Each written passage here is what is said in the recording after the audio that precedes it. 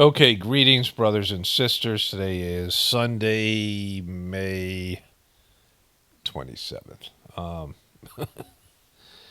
Big day for, whatever. Upcoming spiritual gathering, which people can learn about on the Gratefullness Meditation channel that starts on 2 days and Tuesday. Free meditation thing. I want to start here with the Pope's funeral. And Trump some stuff here. Then I'm going to do an update on the farming stuff. The animals, the chicks are now matriculated out to Gen Pop, basically almost. At least they're out in free ranging. But let's start here. We're learning that President Trump and Ukrainian President Zelensky had a meeting before the funeral began this morning. We have some brand new photos from that in brand new photos. Look at them coming here and leaning in together. There's a couple things here. I was talking about how I showed you Barron Trump seems to be a big Pope guy.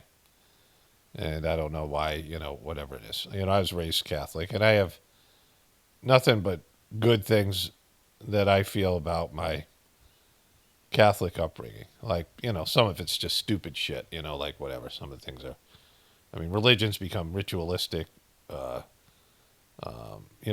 godly energy, just checking the box, but nothing, no spirituality kind of stuff. Going to church, sitting in those uncomfortable pews. In the Catholic Church, a Czech Catholic Mass, when I grew up, and I don't know how much it's changed, you had these things called pews, like in regular church, uncomfortable. The one we went to, our, old church, uncomfortable. But then they have these pads that you kneel, right? And you go through these, you go and you sit, you stand, you kneel, you sit, you stand, and you kneel. You walk up and you get this wafer that was like almost like cardboard. It was supposed to be the body of Christ that you were eating like a cannibal. Like it's a fucked up, just a lot of that kind of shit, right? And it's boring and whatever it is. Oftentimes I tell this story about how my mom, I was 5 years old, and one of my first kind of memories. And my mom brought me to, it was just me and her, at 7:30 Mass on Saturday, because we couldn't do it on Sunday. So you go to Mass on Saturday night if you couldn't make it on Sunday morning. And there was about 10 people in the whole church, and we were sitting in the middle. And there's two old ladies behind us. And, I'm remembering this as an adult, because as a kid, I probably wasn't all that conscious of it. But this woman was giving me the stink eye, this old woman, behind me. And, I was staring at her, until she'd look away, right? I kept on turning around, and I'm bored as shit, right? And I think I might have been a little bit squirmy. And she's staring at me like I'm the fucking, the devil child because I'm not sitting still in this stupid fucking, ungodly Mass, right? And I kept on looking back at her, and she was staring at me. Like every time I looked at her, she was staring at me, and she'd look away when I looked at her. So I rolled my head, like quickly rolled my head and then snapped it around and caught her, and her eyes got really big, like I had caught her staring at me, and she had that, one of those old lady, stink eye looks at her face, and she looked away shocked, right? Because I caught her staring at me, whatever. And I just started to laugh, hysterically. This happens to me occasionally where, a lot, where I'm not supposed to laugh, so I can't help myself but laugh. And I'm laughing, and my mom's mortified, and my laugh is probably as loud as whatever the priest was fucking saying out of his ghoul hole, right? It's just, and I'm laughing hysterically. And my mom drags me out. She's pulling me out. My mom wasn't a big woman. And she's carrying me out by my arm. And she's dragging me across the floor of the church, which is probably some kind of subscaric, And this old church, stone columns. And it's a St. Thomas I think was the name of the church. I could look up, see if there's any pictures of it. St. Thomas something or other. In West Hartford, Connecticut. I'll actually go search that now. So this is the church I used to go to. I recognize it. Here's the inside of it. Oh, not such a good thing. Not such a good image. But this is an historic building because it's old as shit when I was a kid. So this brick building. I think this is the synagogue next to, or maybe there's a synagogue next to the church. And they had hills. It's right in like the center of town kind of thing. And there's like an armory near it, which is weird. This is a St. Thomas Apostle Church. The Apostle, Doubting Thomas. I went to a church with Doubting Thomas. So that doesn't look like the inside of it, unless they've redone it. I guess they've redone it, so I can't remember. But anyways, my mom's dragging me out, and I'm laughing hysterically. And so, like it's just one of those moments. Like, I think my mom was mad at me, but of course she was. Like, how could she not be? But the whole thing was silly, and I mean, that woman was giving me the stink eye, so it's like a whole thing. Anyways, so that was my Catholic upbringing. Here's their official website here. Mass times and things or whatever. Photo galleries. There's no photos here. Oh, they have it by whatever. Anyways, so that was my church, and that was my laughing story. So, this is just posing stuff, right? They're doing this, for photo op. Like they're having some big conversations, this is like trying to work on a peace deal, like fucking, I'm just, the posing is just got to go, right? This whole thing's about posing. And they are really startling images. The White House describes the meeting as, quote, a very productive discussion. We don't It's know just very productive. many details about actually what the You got all these Pope hats. I'm going to show you more strange hats in a second. tone and tenor of it was. Another photo shows Trump and Zelensky speaking with France's President Emmanuel Macron, as well as the British Prime Minister Keir Starmer. They're all trying to get in on it, right? We're all part of the club. I was there. Zelensky had previously expressed he would be willing to meet with President Trump when both leaders would be in Italy. However, President Trump There's a great story or image that Bill Burr, the comedian Bill Burr, was on that comedians and having coffee with Jerry Seinfeld, and he was saying that they have these meetings, right? And he would just lay on the bed and put the phone next to his, on the bed next to him, and just sit there because there's these horrible meetings, like Hollywood meetings. And just when the meeting was about to end, there was some guy who would just say something just to let everyone know that he was there. These kind of stage things, where people, I was at that meeting, just to remind people that, that you're a part of it, right? So, would not share we have these obelisks everywhere, right? The obelisk has all kinds of, obelisks come from Egypt. They're not anything to do with Christ and Christianity, and even Judaism, because they're, it's from these Egyptian obelisks.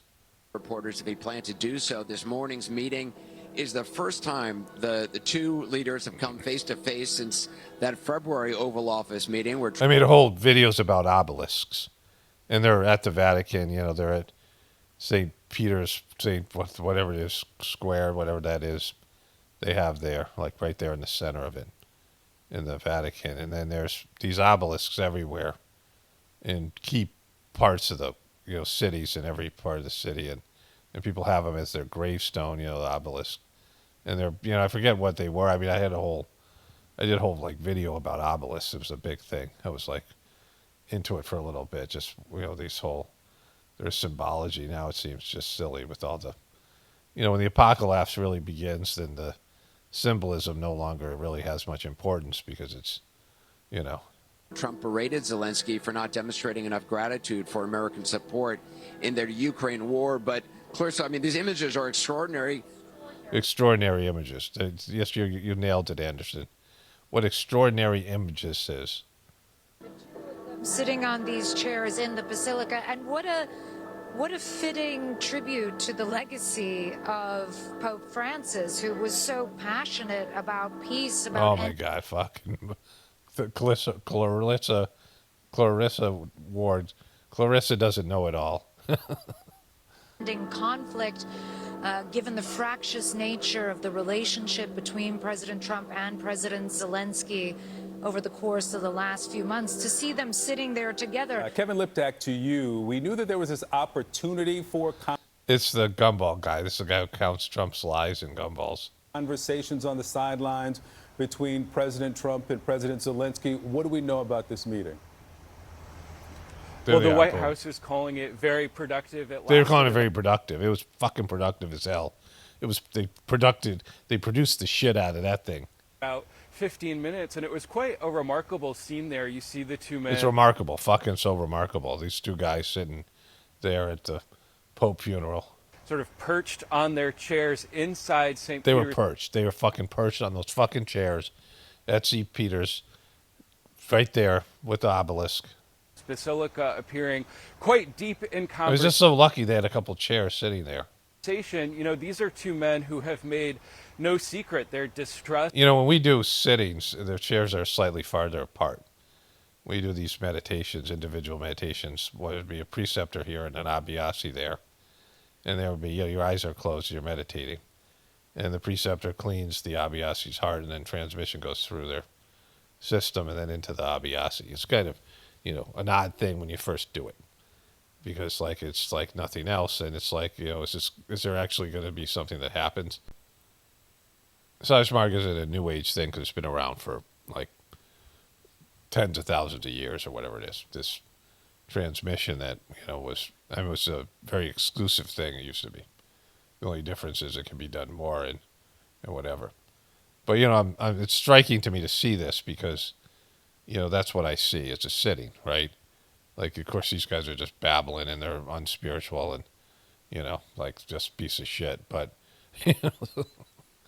but that's like a real thing. When you have this stuff that happens, let's go to the funeral here.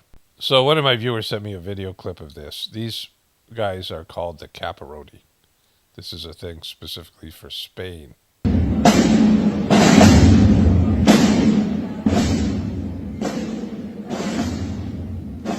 They got these glowing sticks.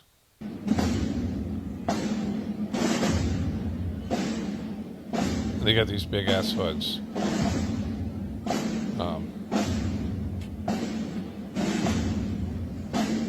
And the drum beat, right? And so it's weird as fuck, right? I mean the Pope hats and the other hats they wear, the various hats and so they got an inverted cross here.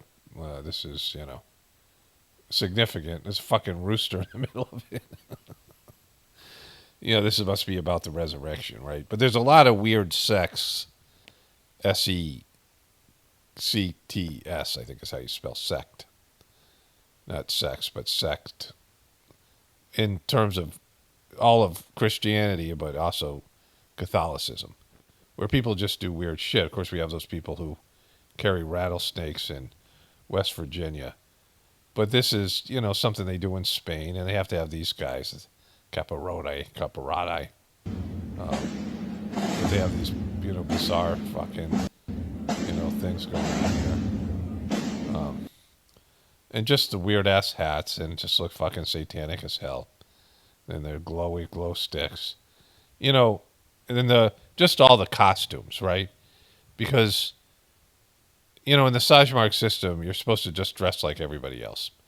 And there's preceptors, and there's no sense of, people get arrogant doing anything. And, people think they made it, and it's a whole thing, right? Which you always have to watch out for. But when you start wearing special costumes and get, shave the top of your heads and, wear, special hats, weird hats and shit. And, the people who are, the only thing I like the whirling dervishes, that thing just cool to me with the way they, they do their thing. I like watching it. But other than that, and that's just, one thing. But these costumes just, makes it something material when it's supposed to be, internalized connection to God, right? Like the going back to the sittings thing where you're, it's a very personal internal journey. And the bigger these things get, the more performative the fucking weird ass inverted crosses, the weirder it gets, the more, you're going to get divergent behaviors, deviant behaviors, right? Which is what the Catholic Church is full of, and then of course not letting their priests marry because they don't want to have to give up these properties, like these churches and things, or the places where these priests live, like their whole family would live there. The priest dies and they got to fucking kick out the priest's family onto the streets because there's, they can't allow them. The new priest has to come in and live in the priest quarters. And so one of the main things the Catholic Church has is real estate all over the world, like incredible real estate, like, in the middle of Manhattan, places, London, things like that. But it's just fucking weird, right? And it just gets weirder. Like, that's just how things go.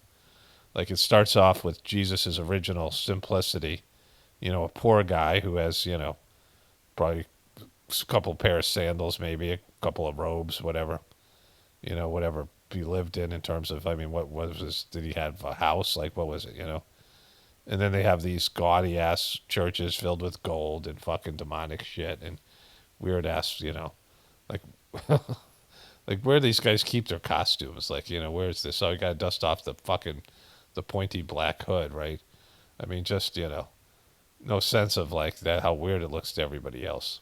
So here's, I searched for Pope Capirote to find that video. And there's nothing on YouTube. This is like some weird ass thing with some kid hidden under there. Like, just, that's not a good look. And they have this thing going on.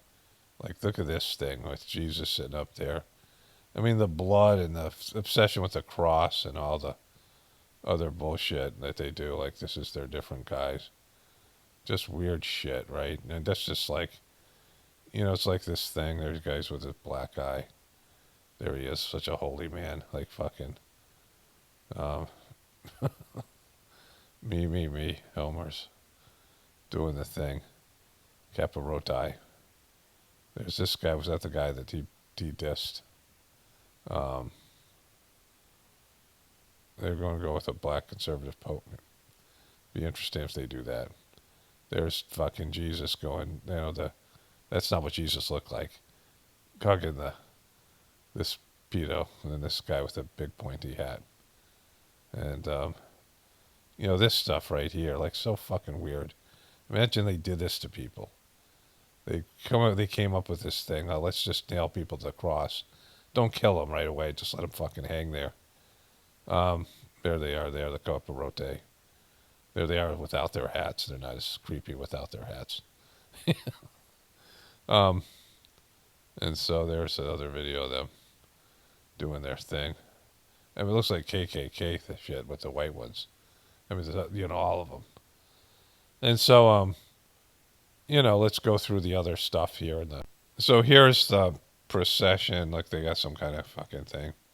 They locked up his coffin, so they showed him for a little bit. Like, just not really showed him, but they did his coffin, and they're locking it up. There's their guy. They're sealing his coffin. Look, he's putting his stamp of approval in there. There it is. Like, he's just this, like this weird shit. Like, the more rituals you add to shit, the more gross it is. Like, the less spiritual it is, the less godly. There they are coming out. There's fucking Trump there. Look at Trump. Look at his wife wearing some kind of fucking thing over her hair. Like, she's actually a fucking, Catholic. Oh, look at that dude. That dude from France's wife. That dude's there. Yeah, shake hands. Yeah. Oh, just, my condolences. Oh, fuck, yeah. He was a great man. There's, look at my wife. She's got a fucking shroud on. Okay, let's go over here. Who else is here? Like, even as much as the guy with look at that colored thing that guy's wearing here, this guy. There's all these leaders. Okay, all trying to get some photo ops. Get some, street cred with the Catholics. This guy, look at this motherfucker right here. Like, what's up with all the color, dude? Look at this. Now, Ukrainian President Zelensky arrives at Pope's funeral. Breaking news. He's there. The Ukrainian president in his war. Look at this guy over here. Who's that? Who's that motherfucker? He's big as shit. They give him a, giant columns, all this stuff, like the amount of money that's in these properties. But here they got this, this lets all the cardinals walk in circles.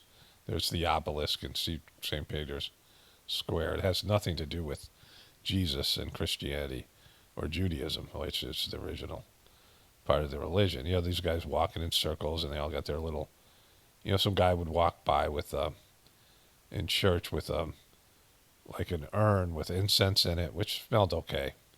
Frankincense, I believe it is. Look at these guys. They're all fucking wearing their hats because it's hot as shit out there.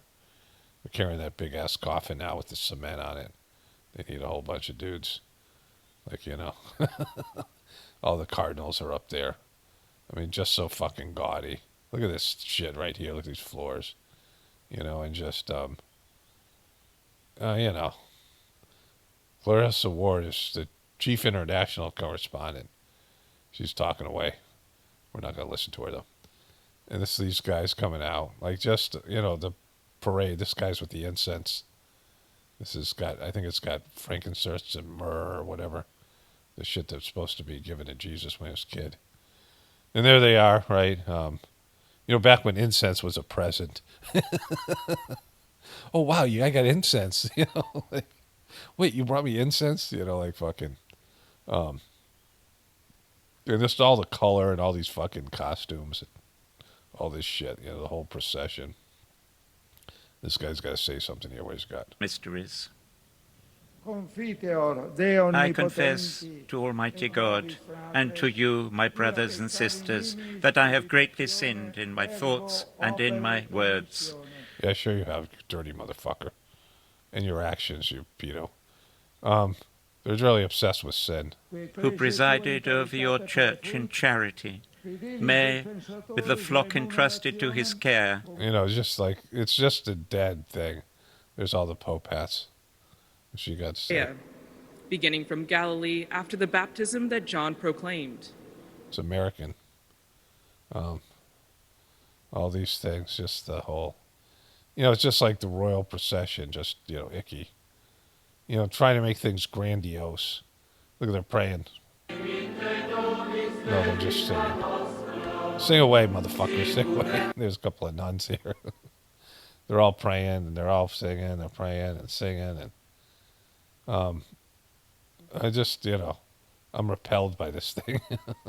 Look at all these people. Look at all these motherfuckers just coming to this thing, this soulless, godless thing that they're doing. And like thinking that this, it's just lost all meaning. Look at this guy bow down, do your incense. Do your incense, motherfucker. Do it. Do that incense. Yeah, you're blessing the shit out of that thing. There you go. Do it right on your crotch area. He's got a gaydar from the office. Where are you guys, you freaking pedos? Look at these guys doing the fucking baby steps. Baby steps. Oh my God, they're putting it out there.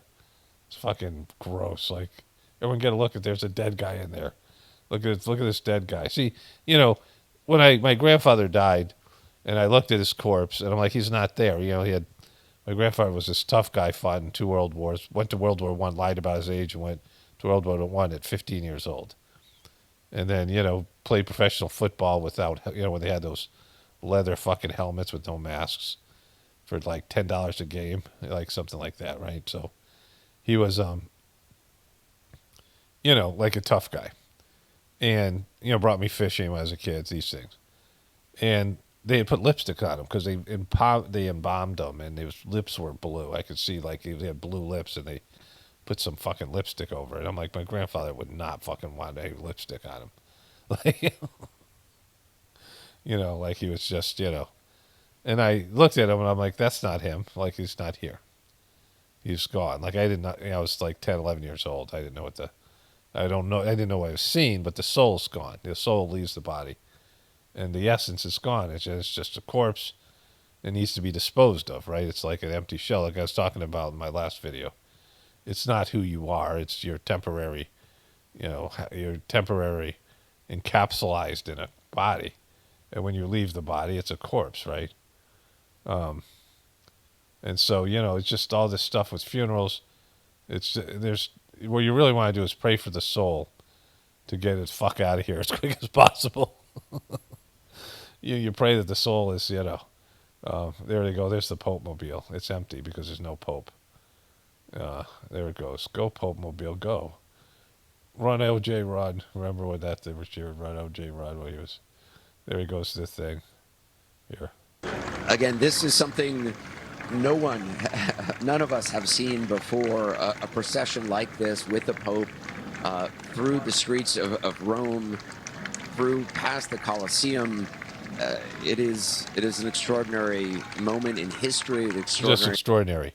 Fucking, I'll remember this moment forever. It's so extraordinary. Extraordinarily emotional moment to see all these people from Jesus Christ, all these people going to this thing. I guess there's, I don't know. Fuck, maybe they have some on this Colosseum and bullshit. Over Italy and elsewhere, standing on this glorious day. Well, they're putting him in the Pope Mobile. He's going in the fucking Pope Mobile. Pope Mobile is now being transformed into a fucking hearse. Francis used to pray in front of bells. before and after his foreign trip. Again, I had I'm grateful for my Catholic upbringing, but this is the bullshit that just sucks the life out of divinity. It becomes so materialistic and so gross and gaudy, and there's just no sense of it's not how Jesus died. This is how Jesus died, and of course he rose from the grave or whatever the fuck that story is. Which I don't know how much that's true or what that means. But either way, at some point he died after that. And then, it was nondescript under this shit, right? And if, why does the Pope get more than Jesus? Not that Jesus would have wanted this, because the spiritual person would want this. There's those guys with those two fucking weird, just, and the hats, like the plume on the head. Just weird ass shit, Anyways, there it is, the Pope's funeral. They're going back there with the fucking grave or whatever. They're entombing him in some place here.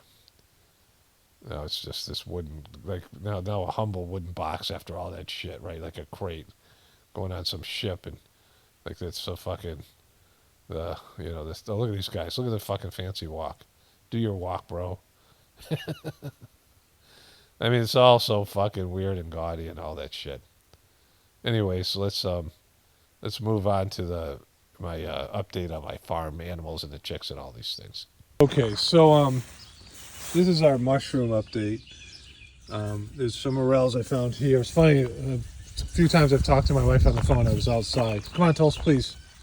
So wherever I'm looking at, she thinks there's something for her.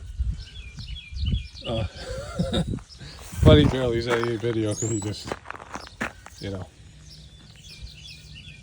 they're quite opposites in personalities. They're very much like my first two kids, their personalities. So those two, there's this one I found. This is in a part of the yard. You can see the yard's under shade right now. And there's one I found here, and this one I just discovered now that's just popping here. It's not for you, Tulsa. It's not something for you to put in your mouth. So those are the 4 new finds that we have. Found 2 more over here that have just popped out. So I have to mark those. So they're all, see now they're starting to emerge from the grass. And they're all in these same areas. From every year it's around these same areas somewhere.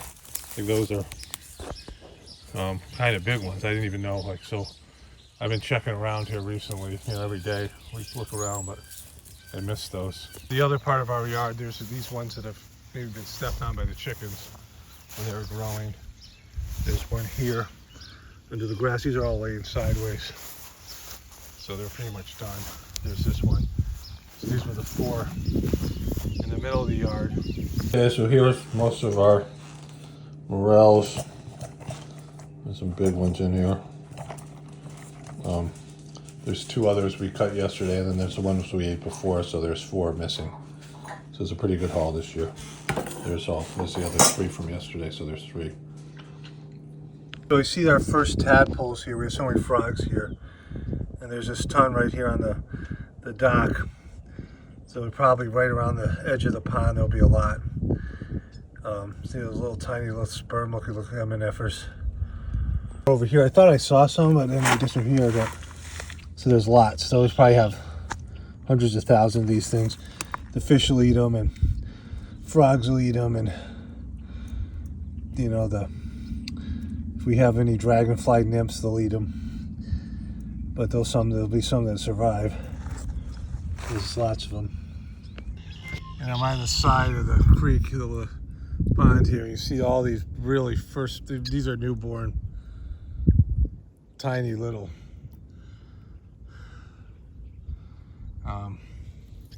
tadpoles here. There's so many of them. I mean, we have like hundreds of thousands of them. And so there's so many frogs here, toes laying eggs here. And they're everywhere. Here, I'm flying away from the back here. So I'm pretty sure that these are all toad tadpoles. For the toads, we would find these little toads sometime in June or July. I was looking for an old video of them. But now I'm realizing the toads that we've always seen were really big toads. We saw little baby toads that we thought grew up into these big toads. But they're toads that, they're frogs that look like toads and toads that look like frogs. And we have these little toads now that we're seeing in abundance. Like they're all over the driveway. Then when I go out walking at night, I saw a bunch of them. I thought I had a video clip of it, but apparently I don't. But they're all over the place. And those were the toads that were having that party in the pond. I can show you that video here.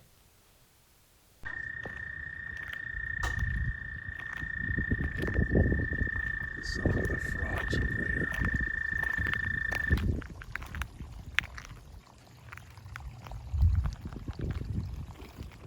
There he is right there.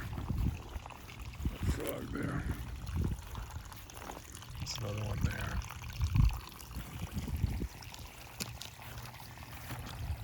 Toad was right here. There's another frog there. Put the flashlight on my video.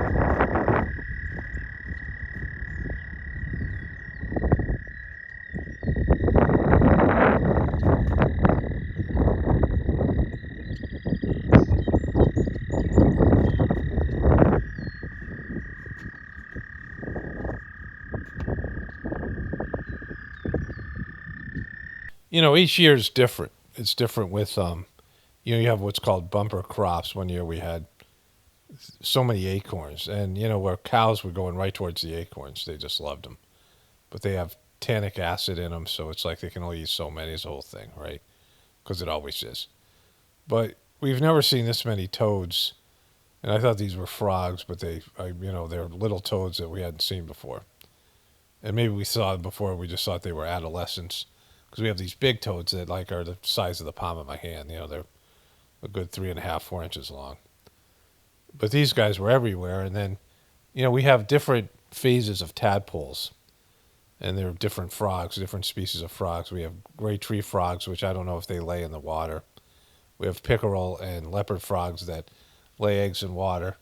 And then bullfrogs. And then we see the tadpoles. And, there's a ton of tadpoles in the beginning, but then they start getting eaten and they disappear, and then there's some level of frogs that make it out. But we had all these little tiny toads, like the size of like 4 of them could fit on a dime, little tiny ones.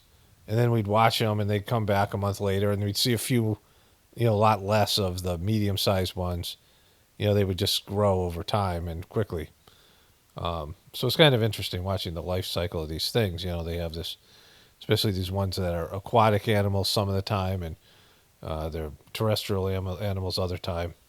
But we've seen these, you know, toads, and I think I said, you know, I hope I posted the little baby turtle video. I'm not sure if I did, but people will, you know, that was an update that I did a while ago. But anyways, example, there's different sizes in here, so they're probably maybe different types of frogs. I really can't see the phone, but they're all in here. I hope it's picking them up. But this is right by the grass or the edge. So many of them. A little tick on me here. It's a little tick. There's this phone crawling on me. Drop that in there. Something to eat it. No, it's still on my thumb. Here, I'll get it off there with the phone. There it is. Something to eat that. But there's all these little tiny tadpoles in here. Got Tulsi's in here. My buddy's in here with me. Tulsi's over there jumping, trying to kill frogs. It's a whole thing. He's a big bullfrog. He's no doubt really big, but he's got something protruding like it's an air pocket, so he has trouble staying underwater. So I could easily catch him, but I'm not going to, because it's just, can't really help him. I don't know what, not a frog doctor. But he's got a big bubble there, and huge frog. I mean, it's the biggest bullfrog I've ever seen, but that's why he looks bigger than he is, because of the air bubble there. So that's frog. It's the mystery of Frogzilla. My wife and I have been calling it Frogzilla because it's so huge. So giant flippers, and you know, he's probably about, with his legs extended, like 10 inches long, or 12 or 14 even maybe. It was big frog with a, I don't know if that's a tumor. It looks like it's a kind of an air bubble there. Like he's letting me get real close here because he's just tired out. Here comes Tulsi. I want her again. And there's buddies down here in the kayak. There he goes. Okay, so in a previous video I showed this bullfrog, and he was the biggest bullfrog we ever saw. We couldn't understand it because so much of him was out of the water, but we weren't getting close enough to him to understand what was going on. And the reason, like, usually you just see the eyes of the frog, so they don't look that big. We have a number of big bullfrogs. This is probably the biggest one. But he had something happen to him where he has an air bubble on his side, and it keeps him from being able to go down under the water. So when we approach these frogs, they dive to the bottom, and they pop back up, see if we're still there, and then they dive back down. But this guy, you know, he couldn't do that. And so I was out there in the kayak, and he couldn't really keep down. And he was out in the middle of the water, so he kept on popping back up, and then eventually he got tired out. So I was able to get close to him. And then I saw that he had this thing, you know, and I couldn't help him. I mean, I don't know what would happen if I tried to pop that thing or something, but, you know, I'm not going to mess around with it. And, I mean, he's, you know, he's definitely have big egrets. I don't know if these egrets could beat something. Probably could. So, you know, he's kind of a sitting duck there, but that's just the way it goes. Since we first discovered him by our driveway, which is quite a ways from the other area, and my wife found these. See, this one, something must have eaten it, which is a bummer. So that's a bummer. I don't know how, something must have taken it. But there are the other ones here. There's one here and two there. So, yeah. So, we'll be probably harvesting these sooner than later. The chickens are always over here. See, there's the chickens following me around here. So we have this gravel driveway. This guy's always, this is my favorite chicken. The copper one, she's always around. The white ones are very tame. The lavender Orpingtons. We used to have buff Orpingtons with some of our first chickens years ago. These are lavender ones. They're white with a blue tint. But this one's really neat looking. She's got this green iridescence with the copper color. And she lays these cute little pink eggs. But I wanted to get them away from here for the obvious reasons, because the shrimp went over the mushroom area. And there's Tulsi, who mostly tolerates the chickens. There's a nice little pink egg this chicken lays. I just gave the chicks some Some flowers here. Some fruit trees. Our previous person is Tulsi. Is here. Here's some of our comfrey. Some geese passing by. That's the chicken right there. My favorite one. She lays this cute little pink egg. Right? Right, come on, Tulsi. So this was my wife's original chicken coop.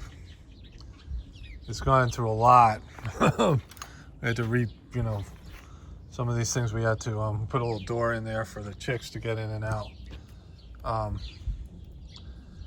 There's Tulsi smelling. You can see I made a little hole so only the chicks could fit in and out. The chickens wouldn't come in and eat all their food. The chickens like the chick food better. I think it has whatever. And we've now put them in this coop. They're going to stay in the coop for a day or two. Then we'll let them out. We have an automatic door here. And they, they grow so fast, but then we have to train them to go back into the coop, and then also they have to go up to that top area where they can sleep. It'll be a little bit warmer there out of the wind. It's pretty, I mean, it's 70 degrees, 70 something degrees, probably 75 degrees today. So the nights are still pretty warm. So, they might sleep under here. Like we had to put some plastic on this thing because little raccoons were able to go through these little triangles here. These rectangles. So anyways, that's an update on the chicks. The next thing I'll probably do an update is they'll be in the yard, and then they'll be just like regular chickens, and I'll do less periodic updates on them. Like some of them are more aware that, I bring them food and treats, and they'll come up to you. Like this guy here, and the other ones are like more skittish, which is how they all are. They're all like that. There's always some that are more personable. Anyways, came out and I looked everywhere for the chicks. I could hear them. I thought they made it up to the top, and I looked in there. They weren't there, and they're all here huddled in the front corner. Just,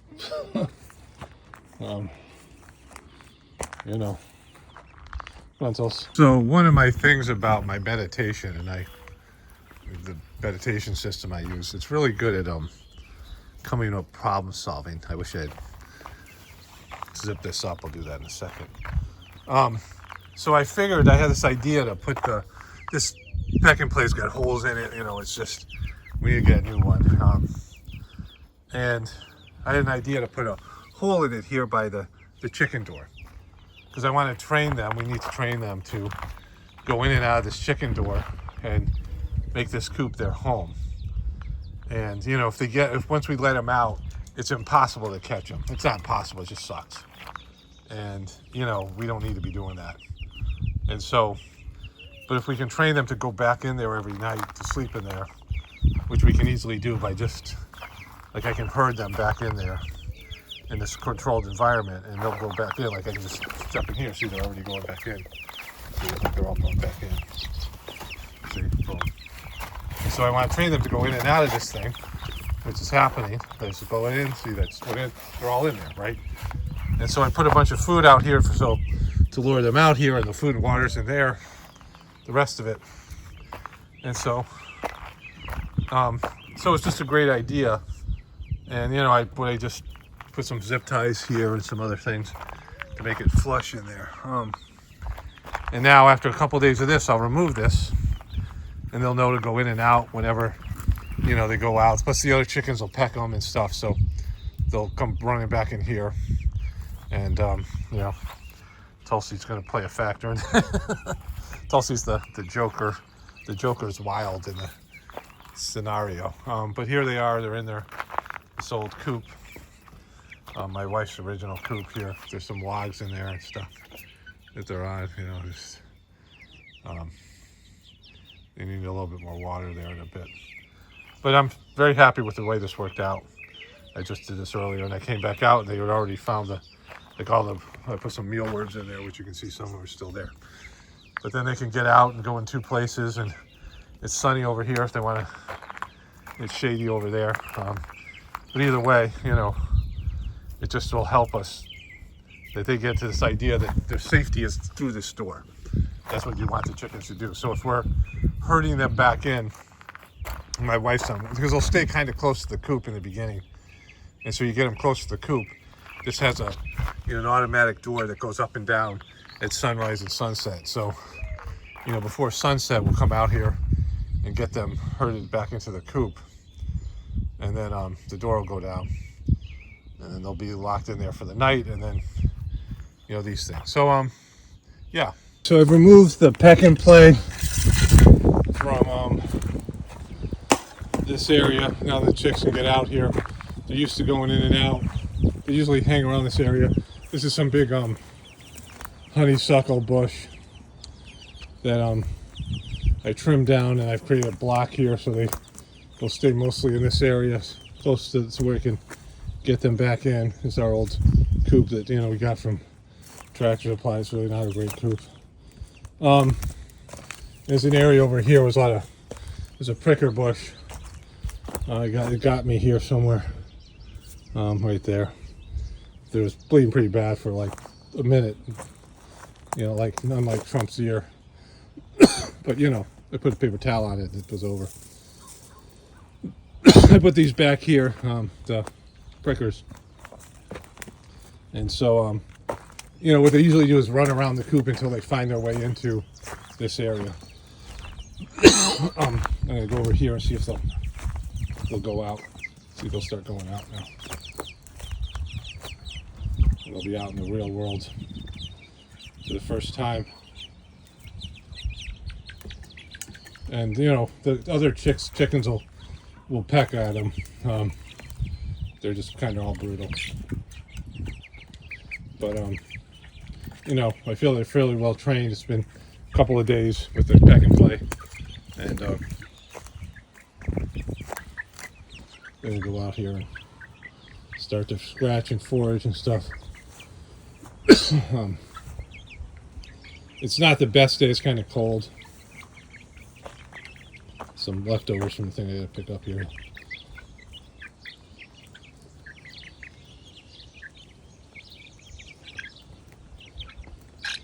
They're eating grass and they're out in the real world.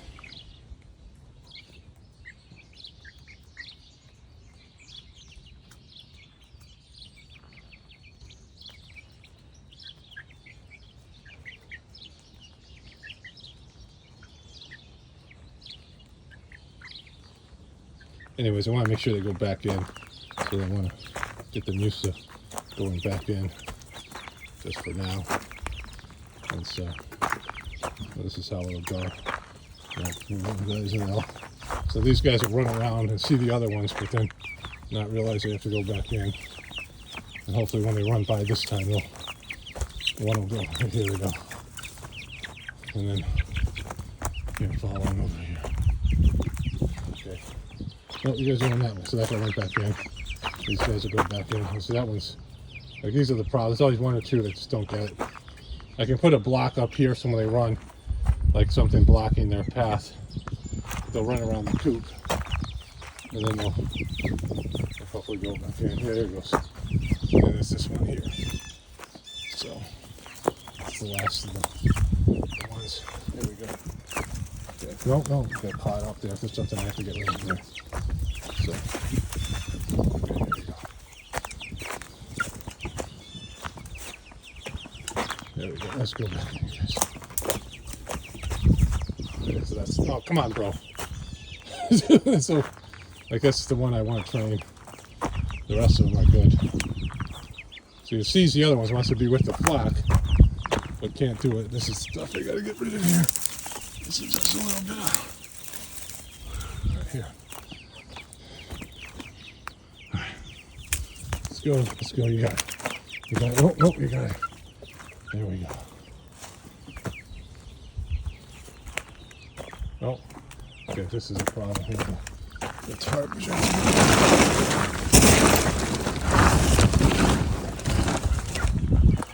The tarp blocked it from going where I wanted to go. Okay. There you go. There we go, get in there. No, you got it. You got it, no. You got it.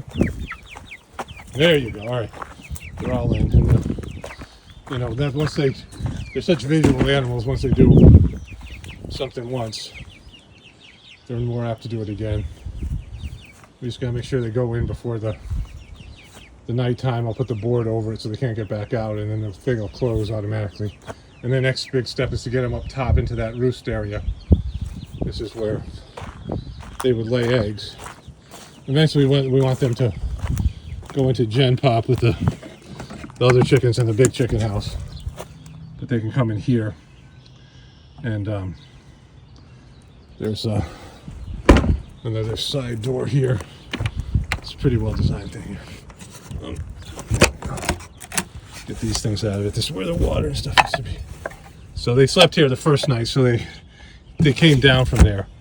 So eventually they'll find their way up here. It's a little bit safer and warmer.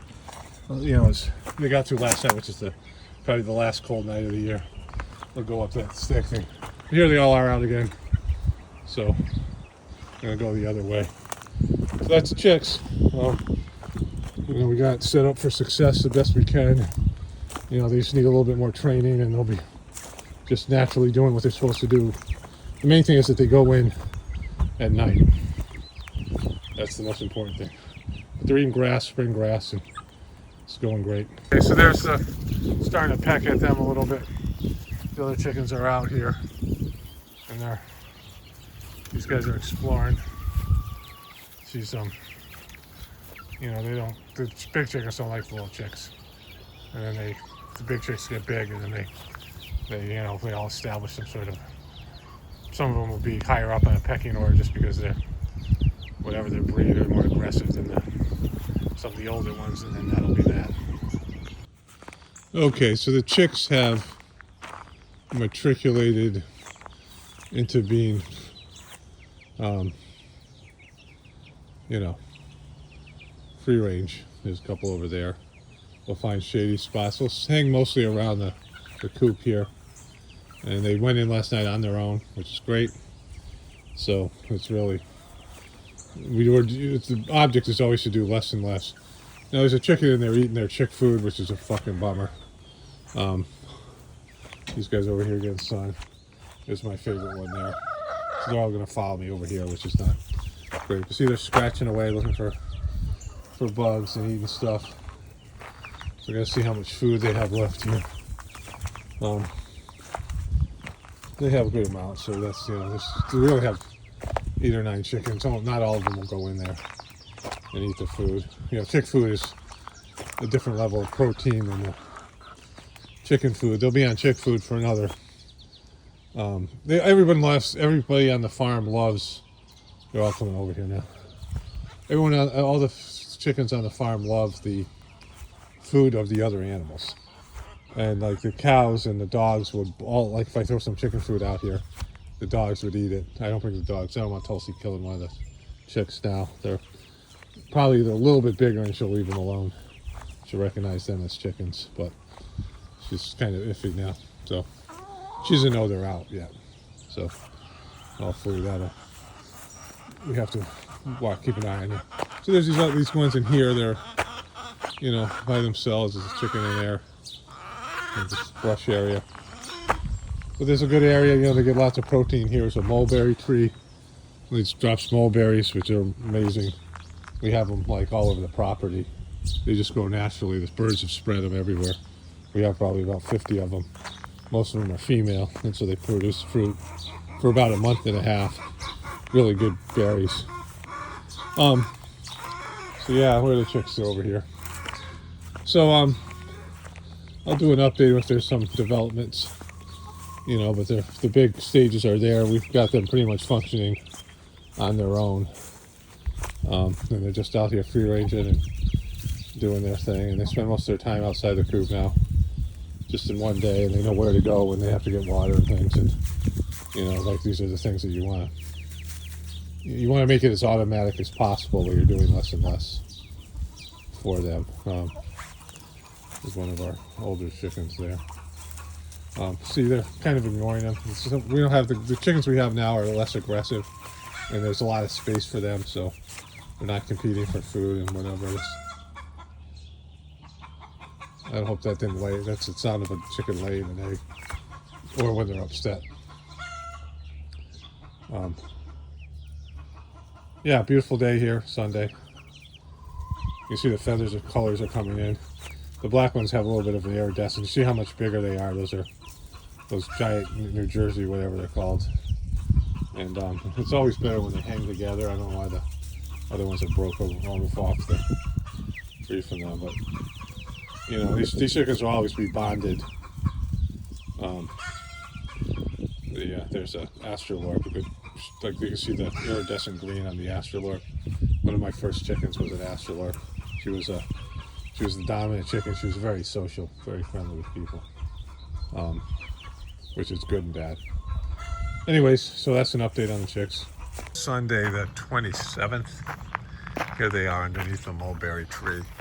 So when they're in a place like that, it's hard to get them out. But we don't need to because they're going in on their own. So we'll peek into their little world there. So I don't think they're all there. Maybe they are. And so that's when they like shade. Sometimes they like sun. You know, they'll spread their feathers and lay on the ground, and they'll look like they're dead. The bigger chickens, you know, do that. These guys will learn to do all this stuff. Like they spread their threads and their feathers and wings, and they get sun in there. Kills the mites. You know, it's good to get vitamin D, I guess, whatever reasoning. And then they just chilling here.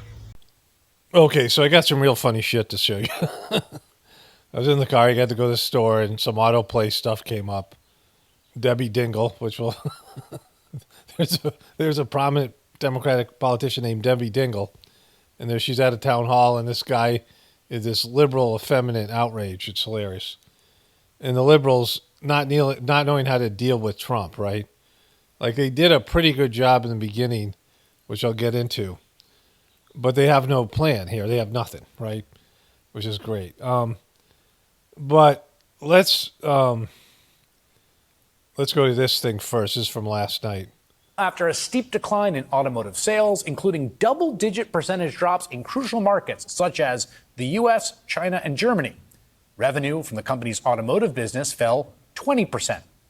The numbers were so far below Wall Street's expectations that Tesla declined to offer a forecast for sales and profits for the rest of the year, as is customary, saying there was too much economic uncertainty. Look at them. They got him good here. I mean, that Trump was right about everything. As one analyst put it, this is the worst performance I've seen in Tesla's history. Now, somewhat oddly, I got to say Tesla stock was up more than 5% today because, as I understand it, the glimmer of hope for people that are hardcore Tesla stock enthusiasts, and there are many. They check your testosterone levels at MSNBC, and if they're not a quarter of what they should be, they don't let you work there, right? They have a testosterone checker just to... Came from Musk himself, who said on the earnings call that he was going to start spending more time with Tesla and less time chainsawing the federal government. They give a pass for Rachel Maddow, though. They let her slide. Problem, of course, is that Musk himself is the root cause of all the damage that Tesla has suffered to its brand. A CNBC All-America Economic Survey released yesterday asked people how they feel about Musk and Tesla. Well, get this, Republicans still overwhelmingly approve of Musk, but everyone else, not so much. But Democrats, Musk is down 82%. Now, that's a bit problematic for Tesla, given that, according to that same poll, those Democrats who overwhelmingly dislike Tesla are the most enthusiastic and most likely to buy an electric vehicle. The flip side of that, as a Republican pollster... Yeah, so, I mean, that's the funny thing about this, is that Elon Musk, and I want to cover his kids thing at some point. You know, he's got this apocalyptic view of saving the world by fathering as many children because he thinks he's somehow got superior genetics, right? That weird fuck. I mean, he might be smart. It's hard for me to tell, but he's so fucking weird. But anyways, you know, these people who drive electric vehicles are, for the most part, going to be Democrats. I mean, there's some Republicans. It's a Democrat thing. It's a lot of it has to do with environmental things. And so, and the Democrats and liberals loved Elon forever. He was very popular amongst them. But then when he went full Trump, they lost their fucking minds. You know, what he did with X and things like that. But at least it didn't involve Tesla. But now they're not buying his cars and they're actually protesting them. And it's like it's some kind of a shameful thing to drive one of his cars if you're a liberal. And so that's going to create a, issue. I mean, supply and demand shit. And then all the stuff's going on with fucking the tariffs. So he's taking it both ways, right? Like a fucking... like what are those things called? Those handcuffs, are they called Chinese handcuffs? Those things they're those finger things you pull on them and they get you. He's getting it both directions. The survey said is that where Tesla is strongest is among the people least likely to buy an electric vehicle. Stephanie Ruhle is the NBC News senior business analyst, host of the...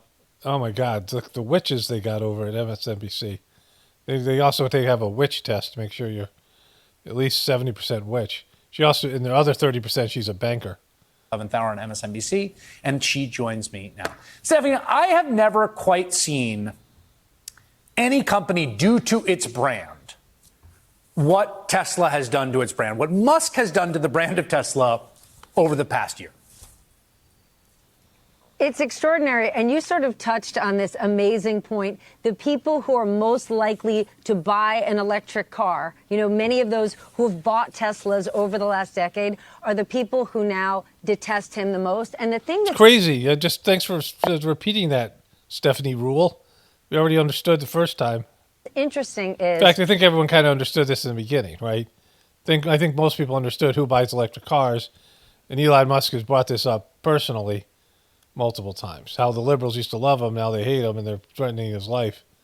For many years, he's been this incredible entrepreneur, but also this amazing storyteller who just had this kind of storied brand that he was so special he could do no wrong. Even when there was all sorts of personnel issues or problems even within the company with Elon Musk, he had such control over the board and such a magic touch that he had these lifetime investors that were just sort of, I'm all in with Elon forever. Got a tick. It turned out not to be a tick, it was some little bug. But the thing is that when the ticks come out, they just, everything that feels like the wind can blow and you feel like something's crawling on you is just a bummer. Anyways, let's get back to this. You saw it during COVID, right, when all of the meme stock trading, day trading bros just sort of fell in love with him, right? It was like flying with Elon to the moon. Now he's been exposed, right? Look at what he's been exposed. He's been exposed, Stephanie Ruhle. Seen over the last 3 months. Look at what a botch job Doge has been. When Doge started, he was going to cut $2 trillion. Then he was going to cut $1 trillion. Now, in his last estimate, it was $150 billion. And take that. So this is the part I wanted to talk about. These guys, Stephanie Ruhle. And I did the math, and we'll show you the thing with Elon Musk. So Elon is somebody who believes in the apocalypse, which style out because one of his baby mamas is talking about how he's like, we got to repopulate the world, and he wanted to bring in extra women. So he wanted to have basically a polygamous type of situation there. I think he's impregnated 4 or 5 different women, most of them famous or something, right? There's they have to have some kind of, thing that makes them special or better than the normal skank, the average skank that would have Elon's babies. And so, he believes in the apocalypse. So he came out and said, which at the end of this thing, I'll show you that. He said this thing about this is not sustainable. And what he revealed during that meeting at the Oval Office, numbers that I didn't have access to, at least I wasn't going to look into them. But what he revealed is we're $2 trillion over budget. So we're spending $7 trillion a year. He didn't mention that we have a $5 trillion income and another trillion of interest every year. So we're spending $8 trillion, including $1 trillion of interest. And so, I'm no economist, but I know how to balance a budget. And so you would have to cut our spending from 8 to 3. Like it'd have to be $3 trillion. and then you have $1 trillion of paying off the deficit and another $1 trillion of paying the interest. And so you trim $1 trillion off the deficit. That would be the way to do it. Balance the budget in such a way that you'd be able to cut, in terms of $5 trillion worth of spending. Right? Like, that's fucking crazy, and that's not going to happen. So we're fucked. Like, right there, we're fucked. There's no chance of the tariffs aren't working.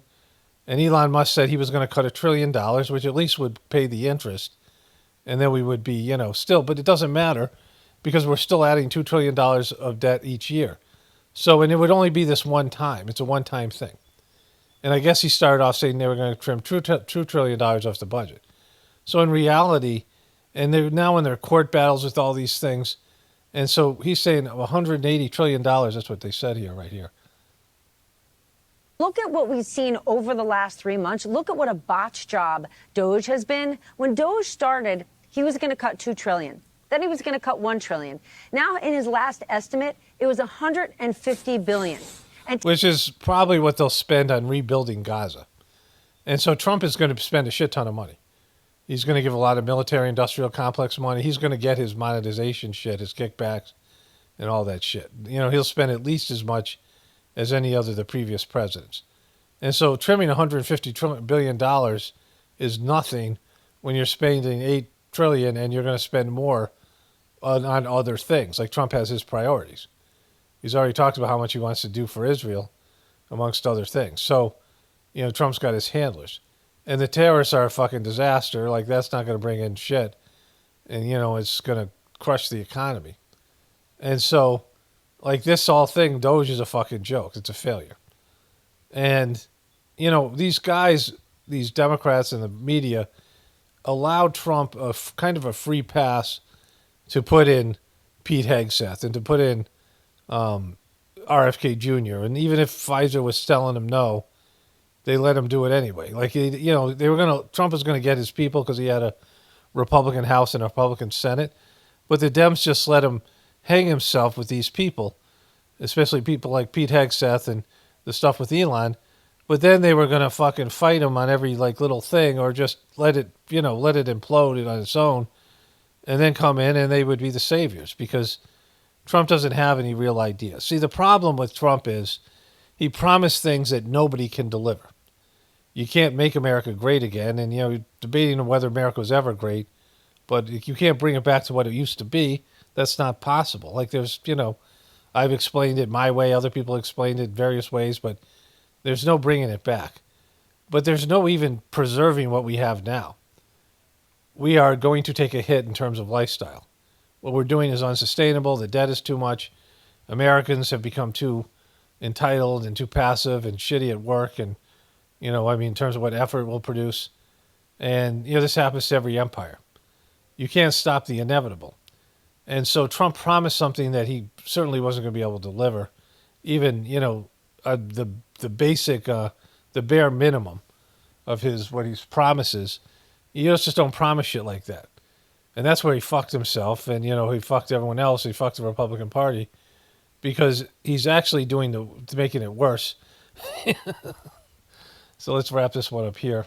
And take that $150 billion and put that on top of all the damage it has caused to this country and beyond. That $150 billion, if they end up saving that, will end up having cost us so much more. So sort of that untouchable brand that he was has really been damaged. Yeah. Okay, so that's enough of Elon. But I want to get that in there because if they trimmed $1 trillion off the budget, that would be it wouldn't do anything, but it would be an accomplishment. But like I said, it's a one-time thing. And so you now know, based on what Elon said and what Trump said, it's not sustainable. I have these two quotes from the same meeting. Let me show you those. The overall goal here with the Doge team is to help address the enormous deficit. We simply cannot sustain as a country $2 trillion deficits. The interest rates, just the interest on the national debt, now exceeds the Defense Department spending. We spend a lot on the Defense Department, but we're spending over $1 trillion on interest. If this continues, the country will become de facto bankrupt. It's not an optional thing, it is an essential thing. That's the reason I'm here. and taking a lot of flack and getting a lot of death threats, by the way. I mean, I'm like, stack them up, you know. But if we don't do this, America will go bankrupt. That's why it has to be done. And I'm confident at this point, knock on wood, you know, knock on my wooden head, there's got a lot of wood up there, that we can actually find $1 trillion in savings. That would be roughly 15% of the $7 trillion budget. Okay, so look at this frickin' gremlin. I didn't do that. That's at zero. Like, I can, you know, sometimes stop and make just a funny face. I don't know why it's like it's a secret talent or some, you know, whatever. But they did this to her themselves by starting the video at zero there. So what Elon Musk said, that we're going to go bankrupt and it's not sustainable, and he gave the numbers, and now, you know, he's not going to get it. He's not going to be able to do $1 trillion. His company's crapping out, and Trump is terrorist or disaster, and it's like everything's imploding. And so, therefore, by what he said there, if he's to be believed, is America's going to go bankrupt. But we already are. There's no way we're ever going to be able to pay off the debt. And paying off the debt would just create more problems, because the debt itself is being used in so many different ways, like in terms of the way debt is used now with all these various derivatives markets and other things. So the reality is that we're fucked, and we have been for a while. Since the beginning of this debt-based economy, this is how usury economies end, right? And he's, you know, I mean, based on what he said before, like, we got to do this or we're going to go bankrupt, and now we're not doing it, right? And so this is kind of hilarious, and then we'll go to the Dingel thing. Tuesday will mark President Trump's 100th day in office. We have a brand new CNN poll showing Americans are turning on him after propelling him back into office just 6 months ago. According to this brand new poll, Trump's approval rating now standing at just 41%. To give you some context, that is the lowest for any president at this point in his term in the history of modern polling, going all the way. No way, that's fucking brutal. Back to Eisenhower. This beats the record Trump himself set at the 100-day mark of his first term back in 2017. Trump's approval. I already covered this, but this guy's like really funny in a, you know, laughing at him type of way. Sliding down 7 points from just late February. There's very little good news in this poll, and for the president, and CNN's chief data analyst Harry Enton is joining us here in Washington. Oh, there he is. Hey, look at him. He's got personality. Break down the numbers. Harry, very good morning to you. Morning to you. You're here, brand new polling.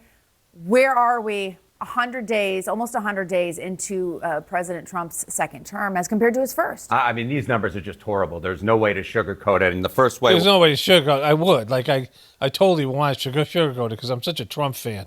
But I can't sugarcoat it because they're just that bad. We'll sort of point that out, is we'll look at where Donald Trump is now versus where he was 100 days into his first presidency. And you see it here. You don't have to be a mathematical genius. 41% approve of him now. It was 44% back in 2017, around the 100.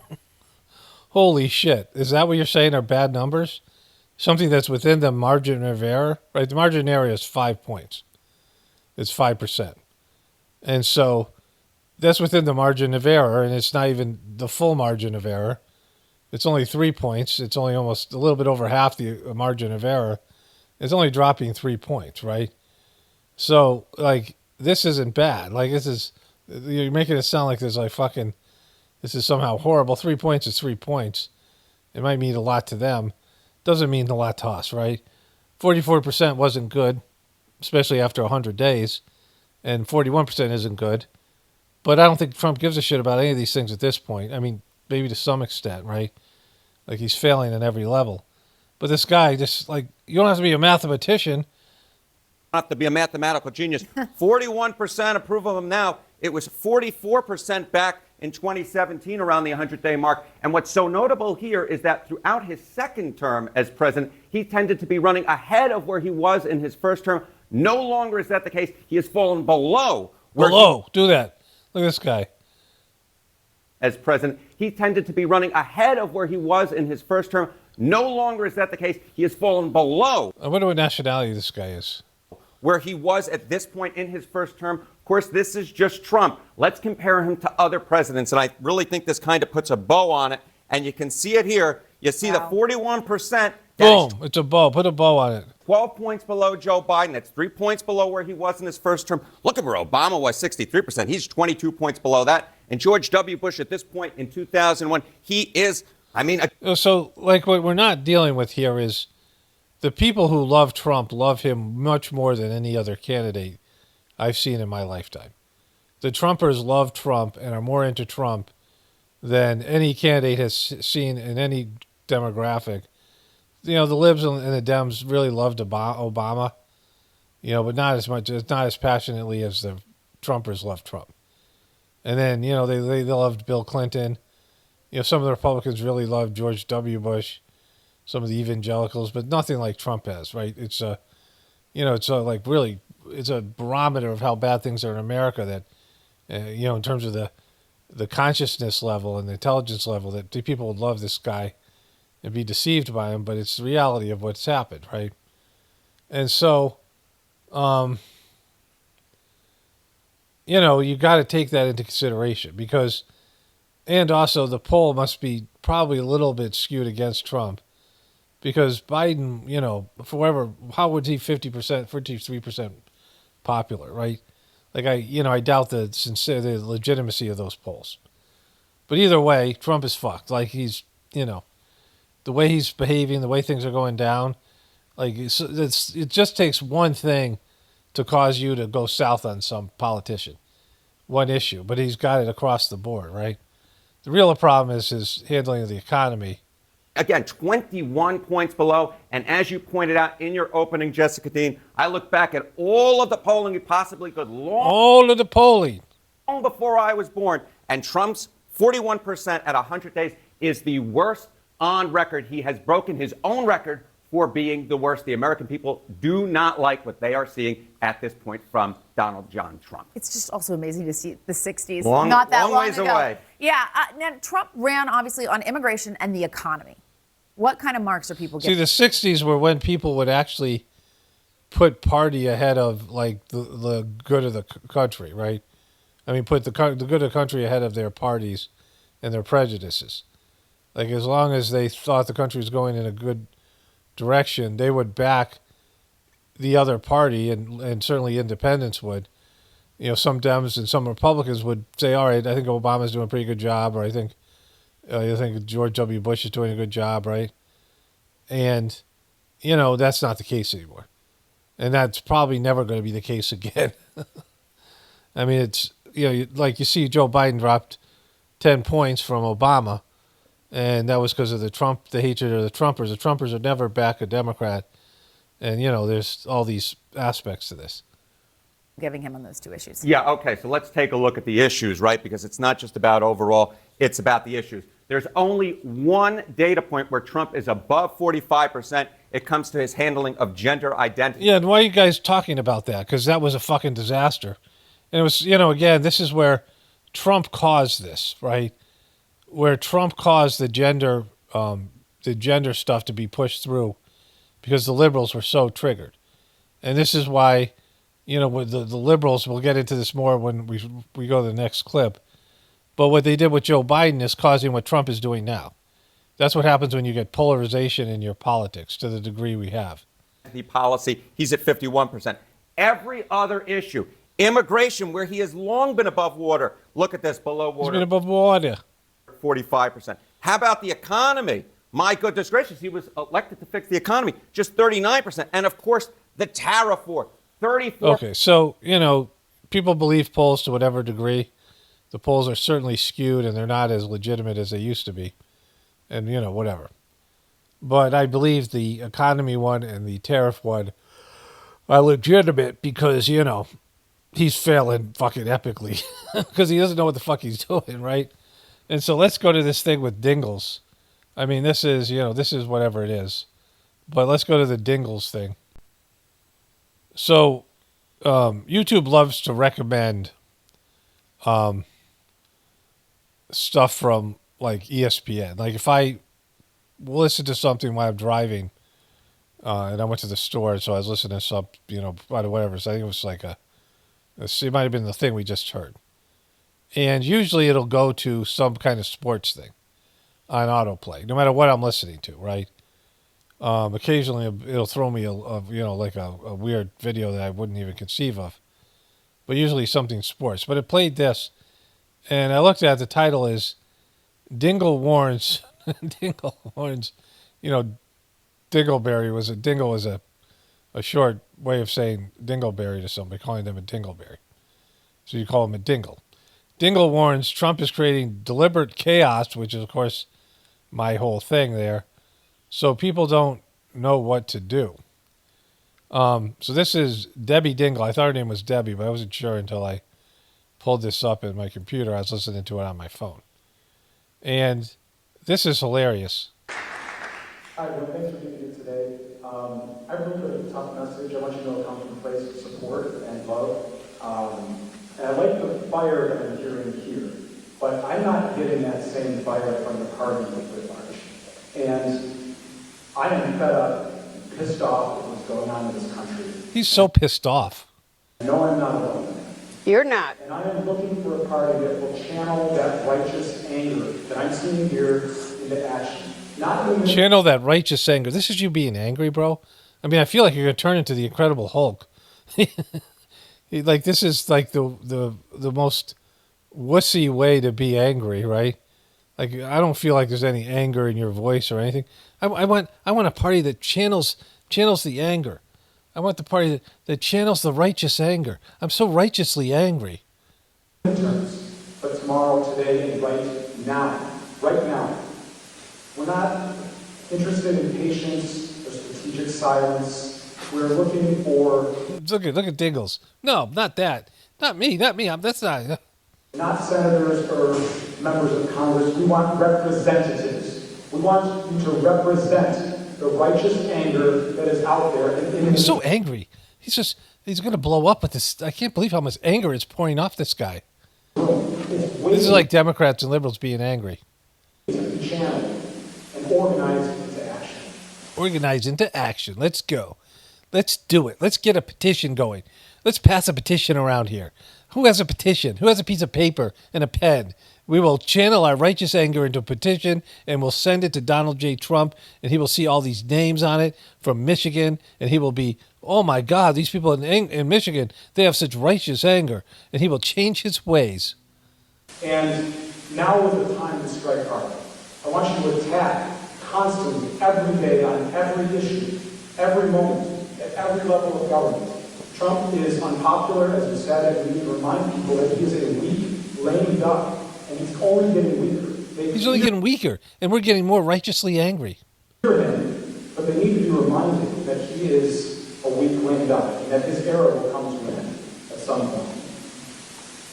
I want you to use leverage and promise accountability, and this is really important. But what leverage do you have? Just explain the leverage. I want you to use leverage. It makes leverage up that you don't have because, the reality of the situation is this. Trump has the House and the Senate. And so Trump has got, what do they call those? Mufflers? Earmuffs? He's got earmuffs on, right? He's just oblivious. He watches Fox News, and once in a while they shit on him, and now there's people out there who are turning on Trump who are Republicans. And so that's happening. But other than that, until the Republicans turn on him and they come to him and say, you got to fucking knock this shit off. I mean, some of it's just failing of its own, its own fucking incompetence, its own, merit. But Trump isn't going to back down because he doesn't have a reason for it, right? And so the Democrats have zero leverage. Like, this guy's like, I don't know what you guys don't do more. There's nothing they can do. Like, really, there's certain ways they're blocking Trump in the courts and they're winning some of the lawsuits, but Trump doesn't give a shit what the media says. I mean, this is what happens when you have a completely divided country. You just turn a deaf ear to the opposition, and that you're not like willing to work on anything or bargaining, bargain with them, work out some kind of arrangements. You're just like, fuck you guys. And when you guys get power, you can say fuck you to us, but until then, fuck you. You mentioned that people fear, businesses are fearing speaking out because they fear Trump. Well, we need to remind them that there's accountability for accommodating him now. There's accountability. Tech billionaires who are pouring money into Trump's pockets and then using his platforms to corruptly amplify his message. Do they not understand that a future Democratic administration will control the FTC, will control the SEC, will review their mergers and acquisitions, control tax policy? So he's saying that the Dems take over, they're gonna go after these companies vindictively. He's talking about accountability, right? Like he's talking about accountability the way that they criticize Trump. He's saying that all these tech billionaires, as soon as Trump isn't out of power, we're going to go use our influence over the, their businesses and the SEC and these other agencies, and we're going to fuck them. Like, this guy's just some nobody in the audience, but it shows you, like, all the shit that they hate about Trump, they're totally willing to do themselves, right? Like, that's how fucking, they don't get it. Like, they don't get there's no solution here. They won't take responsibility for the failures of Obama and Biden, and they are, and the American people's rebellion against that. In the Department of Justice, they need to understand that. Does this president of El Salvador not Do they understand it? They need to understand it. They need to they don't understand this. They should understand it. We got to make them understand. We got to mansplain it to them with our righteous anger. understand that? Does this president of El Salvador not understand that the vast majority of Americans want in his tropical concentration camp, and that a future Democratic administration will control trade policy, can impose sanctions, can enforce the Magnitsky Act, can freeze assets and add to the list of state sponsors of terrorism? He needs to understand that. He needs the president of El Salvador needs to understand these things. They're stupid, and I'm angry, and I would like to explain it to him. He needs to understand my point of view. I'm in such a tiff right now.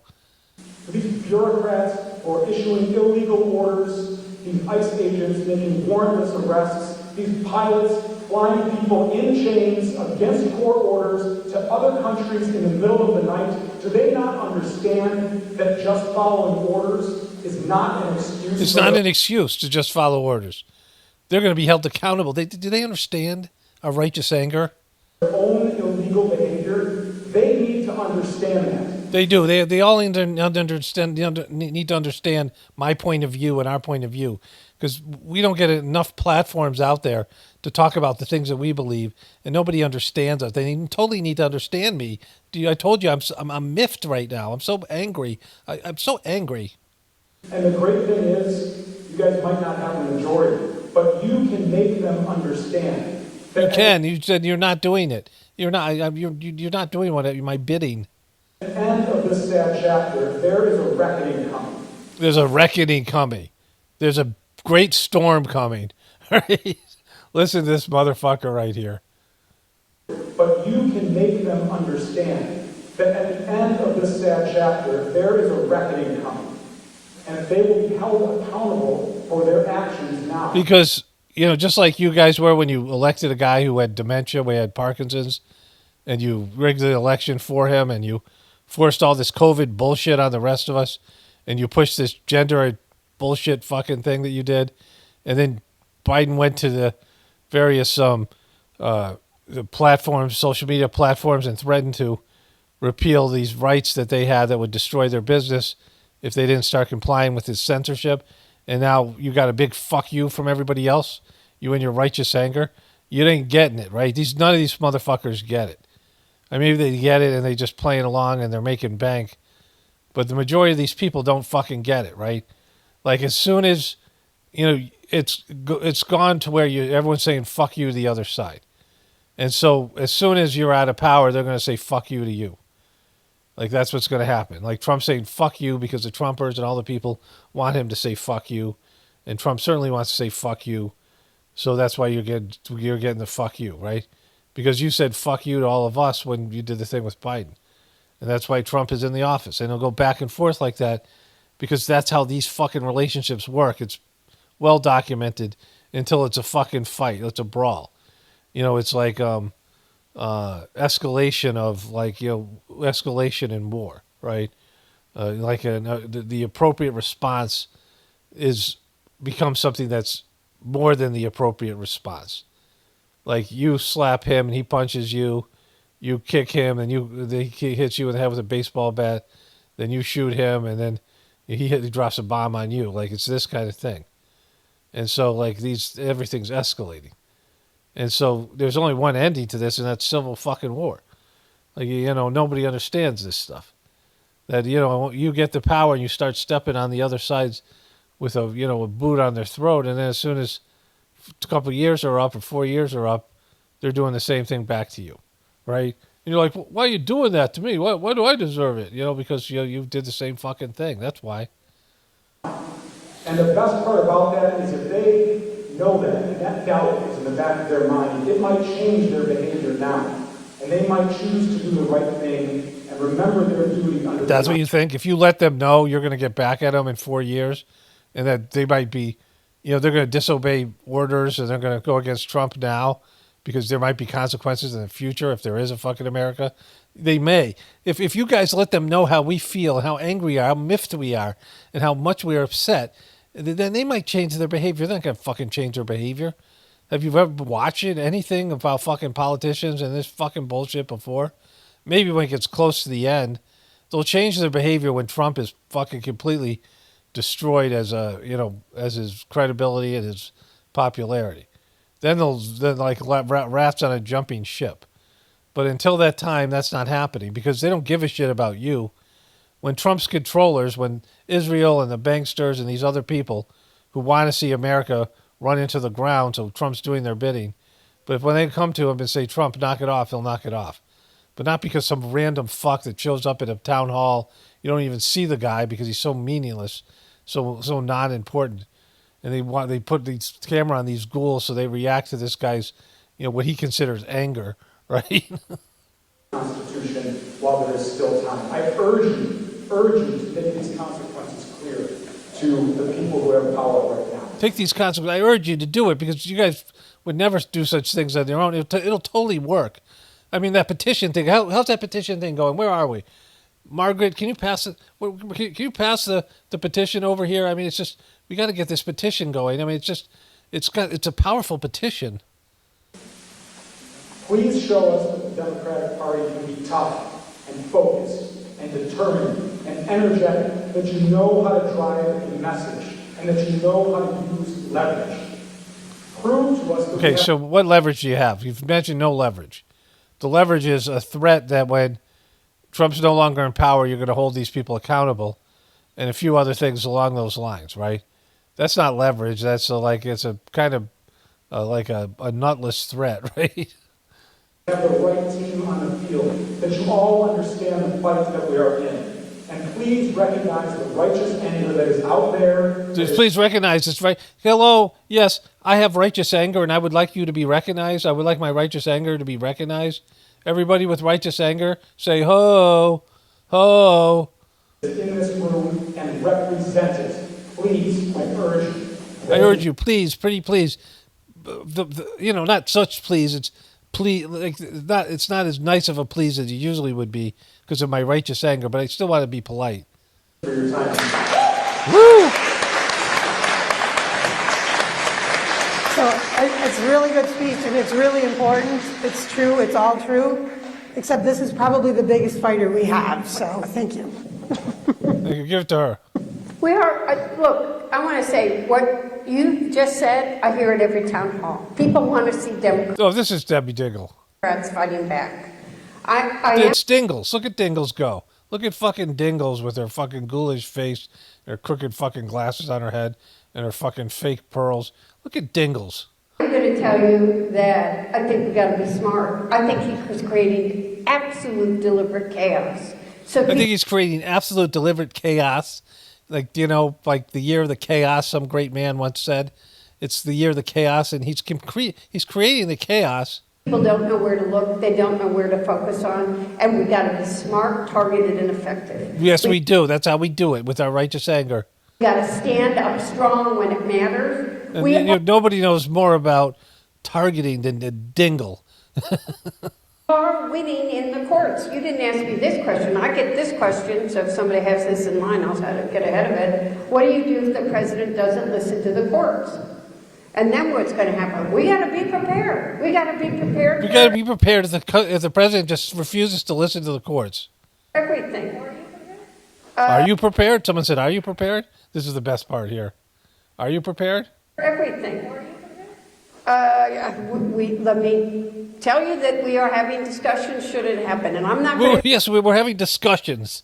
If Trump doesn't listen to the courts and he says, fuck you to the Constitution, and he declares martial law, let it be known that we are having discussions, that such a thing happened. We will discuss it, and we will come to a decision on how to proceed in such cases. If he actually does that, there'll be discussions that are had by people. That's so great.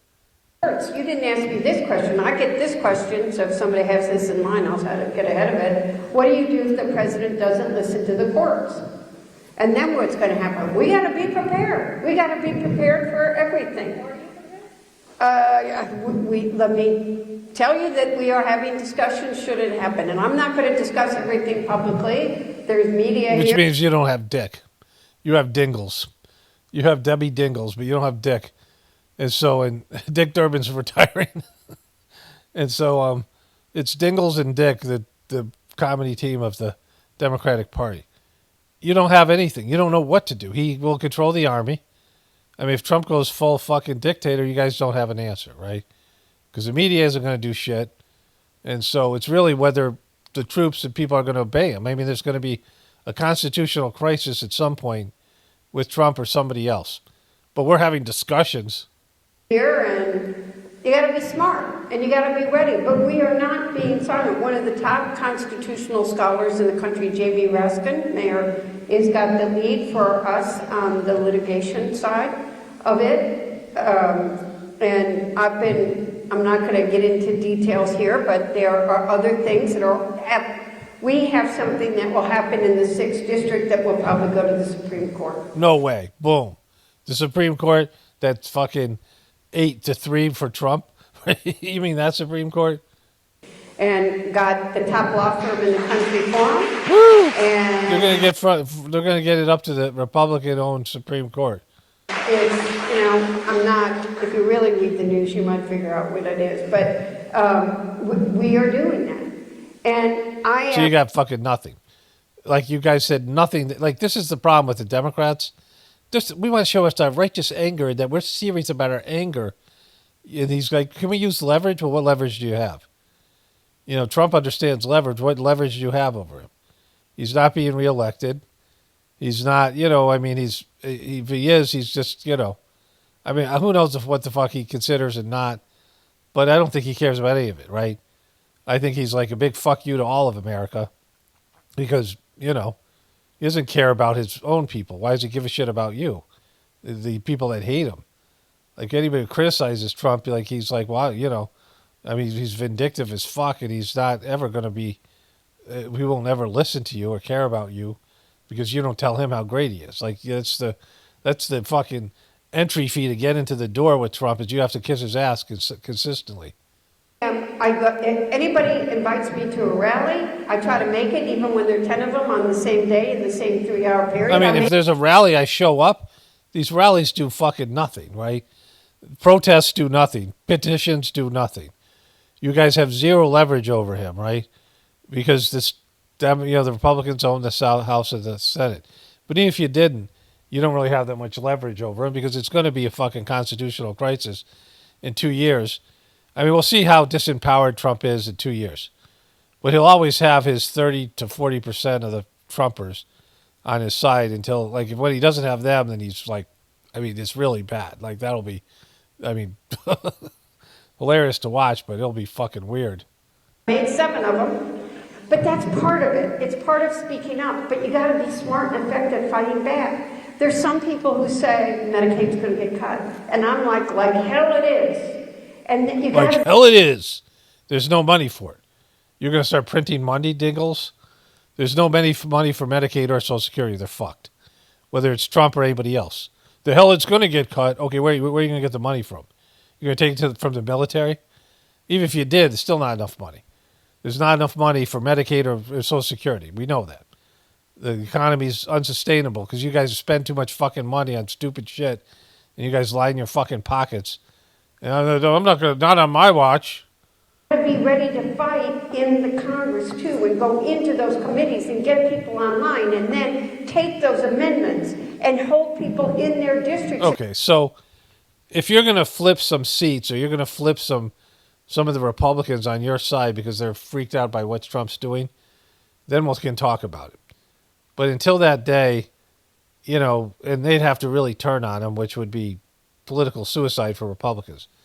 Until that day, you guys have no power for the next 2 years. Nobody gives a shit about your shitty little news networks, CNN and MSNBC, and the rest of the liberal media. I mean, it's just liberals watching. It's an echo chamber of liberals talking about how bad Trump is doing, with no plan and no nuts on how to fucking fix it, right? They have zero. Especially Dingels. And so this is like hilarious. Like, what's great about this is Trump is like destroying the fucking country, and the Democrats are like letting him do it at first and like giving him enough rope to hang himself, and then they realize, oh my God, he's really going to destroy the country, and then just sitting there and like flabbergasted, not being able to stop him when they fucked this whole thing up by nominating a guy who was fucking having dementia for president, and then the most unlikable candidate, and then the people who control the system have turned their backs on the Democrats and are backing Trump to fucking do what he's doing. And it's fucking hilarious. So let me wrap this one up here. Only spirituality will save this world. It's Paul Romano, definitely pointing for the apocalypse and the ascension. Everyone have a blessed day and be grateful.